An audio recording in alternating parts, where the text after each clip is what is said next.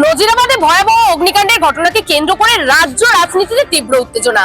আর এই ইস্যুতেই আজ নরেন্দ্রপুর থানা পর্যন্ত মিছিলের ডাক দেয় বিজেপি। কলকাতা হাইকোর্টের বিচারপতি শুভ্রা ঘোষ এই মিছিলের অনুমতি দিয়েছিলেন।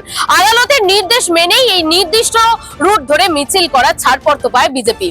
নজিরাবাদ কাণ্ড নিয়ে কড়া ভাষায় রাজ্য সরকারকে আক্রমণ করেছেন বিরোধী দলনেতা শুভেন্দু অধিকারী। তার দাবি, এই অগ্নিকাণ্ড কোনো বিচ্ছিন্ন ঘটনা নয়।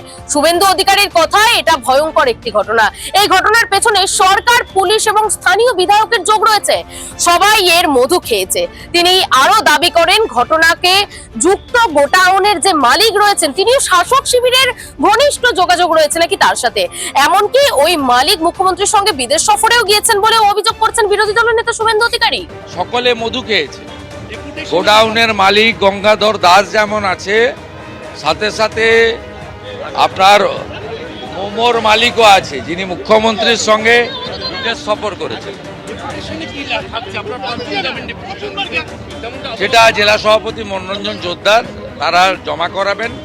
ওয়েটল্যান্ডে বিনা অনুমতিতে যে সমস্ত দখল হয়েছে তার তালিকা প্রকাশ সহ, নিখোঁজদের খুঁজে দেওয়া সহ, 50 লক্ষ টাকা ক্ষতিপূরণ সহ,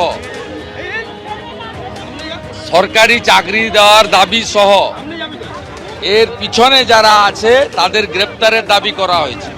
এবং মোমোর মালিককে, গঙ্গাধর দাসও যেমন গ্রেপ্তার হয়েছে, তিনি অভিযুক্ত। মোমোর মালিককে গ্রেপ্তার করতে হবে। তিনি মুখ্যমন্ত্রীর বিদেশে সফরসূচি ছিলেন, সরকারি টিমে ছিলেন। আর অন্যদিকে মিছিল ঘিরে যাতে কোনো অশান্তি না হয় সে কারণেই কামালগাজী এলাকায় মোতায়েন করা হয়েছে বিপুল সংখ্যক পুলিশ বাহিনী।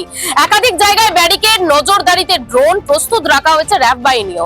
প্রশাসনের তরফে স্পষ্ট জানানো হয়েছে, আইন শৃঙ্খলা রক্ষা করাই তাদের মূল লক্ষ্য।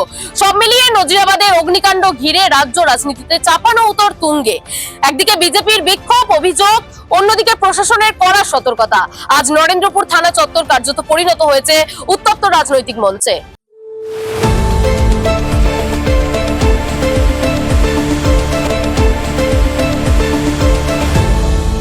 আপনারা দেখছেন এই বেলা বাংলা, শিরোনামে সবার আগে।